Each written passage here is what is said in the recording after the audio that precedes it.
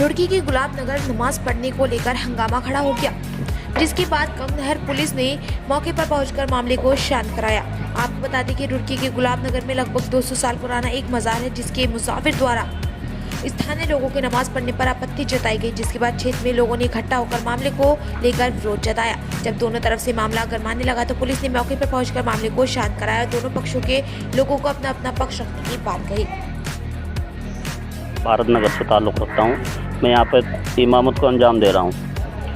तो ये बस्ती वाले मुझे लेकर इस वजह से आए थे क्योंकि यहाँ पर जो इमाम थे वो चले गए थे 2-3 दिन के लिए। 2-3 दिन लेट हो गए थे वो, तो इन्होंने कहा कि इमाम साहब आने के नहीं, आप 2-3 दिन हमें नमाज़ पढ़ा दो यहाँ से। तो मैंने नमाज़ पढ़ानी शुरू कर दी क्योंकि मेरा और कुछ काम था। तो इन्होंने आके ये कहा कि ये तो मुर्तद हैं, ये काफिर, हम इनके पीछे नमाज़ नहीं पढ़ते। यहाँ से पंगा शुरू हो गया।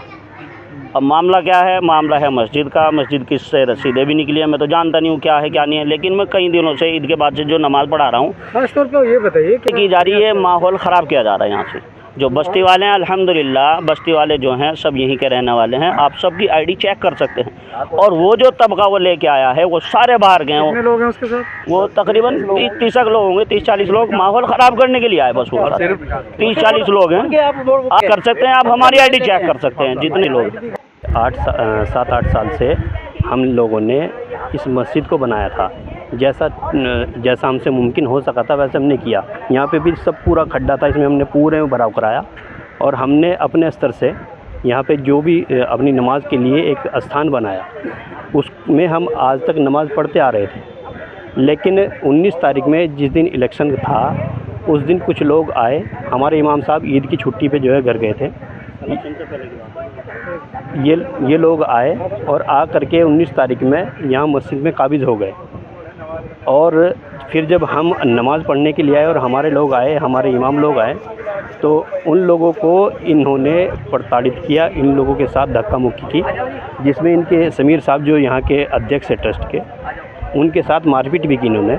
और मारपीट करके इन सबको यहाँ से भगा दिया बाहुबल से हमने।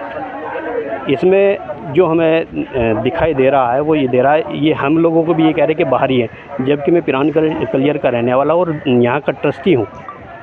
ट्रस्ट में मैं सदस्य हूँ और जितने लोग यहाँ हम लोग हैं। वक्फ बोर्ड ने आपको बैन कर रखा है? जी।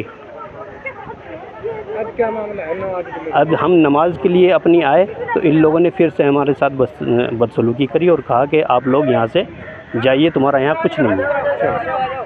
इसका मसला कुछ नहीं है, सिर्फ हम ये नमाज़ पढ़ रहे थे, हम भी नमाज़ पढ़ रहे थे।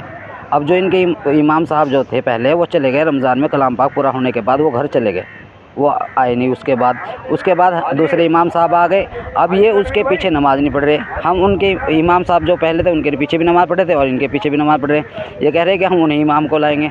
और जो इसका हिसाब किताब जो मस्जिद का और दरगाह का जो है था वो इसके अंडर में था सारा। आज तक के इसने किसी को कोई पैसा नहीं बतलाया, कितना आमदनी हो रही, कितना खर्च हो रहा। और सारा उसी वजह से ये फितना उठा रहा कि जो इसकी आमदनी थी, वो जो इसका जेब खर्चा आ रहा था वो बंद हो गया। अब उसी की वजह से पूरा प्रोटेस्ट कर रहा। ये शख्स जो है ये पहले बम्बई में काम करता था और फिर बम्बई छोड़ के फिर यहाँ पे आ गया और इसने यहाँ पे मज़ार पे आकर मजावरीगिरी करी।